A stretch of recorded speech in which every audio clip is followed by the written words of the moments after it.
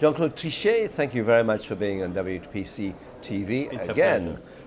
You are now the chairman of the Group of 30, but I think you're best known for your role both as governor of the Banque de France during some very difficult years when you had the Francfort policy, and then, of course, as the governor of the European Central Bank.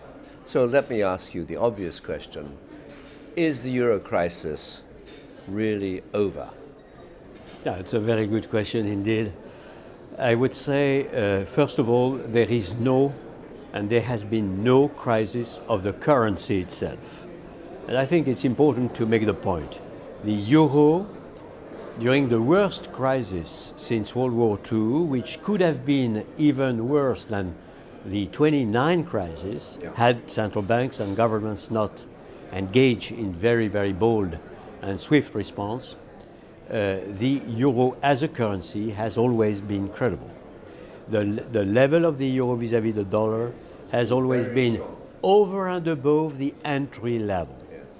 And if you go in many circles in Europe, you will see that the main criticism on the euro is not that it is not credible, but that it is too credible.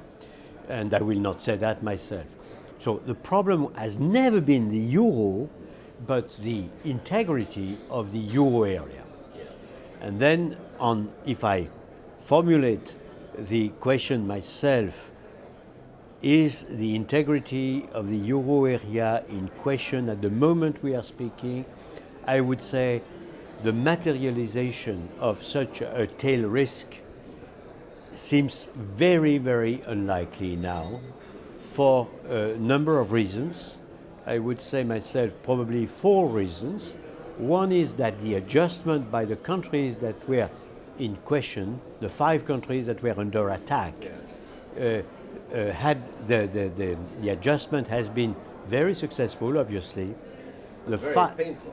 Very painful, very difficult, but also very effective, if I may. If I take only one figure, they had a consolidated deficit of the current account of 8% of the GDP in 2008-09. At the moment we are speaking, they are probably balanced over the last 12 months, and they will be in surplus over the next 12 months. So you see, that's the first reason. Adjustment is for real, and all investors and savers are seeing that. Second, the governance of the euro area has been improved with the reinforcing of the SGP, the Stability and Growth Pact, with the creation of the macroeconomic imbalance procedure, the MIP, with the banking union in the making, and also, of course, with the crisis management tool, which were invented on the spot. That is a very important second reason. You have a third reason, which is politically, strategically extremely important in my opinion, which is that all countries, all democracies concerned, when asked, said we want to remain in the euro area. It was true for all, including Greece. And all the others that were not under attack said, okay, we will help, and we don't ask any country to leave. And of course, Germany is a case in point, but you have also all other countries said, okay, we will remain as we are. And on this strategic integrity of the euro area, the remark which is the most striking is that we were 15 when Lehman Brothers collapsed. We remained 15. The 15 that were there remained. But 3 new countries came in after Lehman Brothers collapsed the 15th of September 2008. Slovakia, Estonia, and Latvia, which will come next January. So the 15 became 18.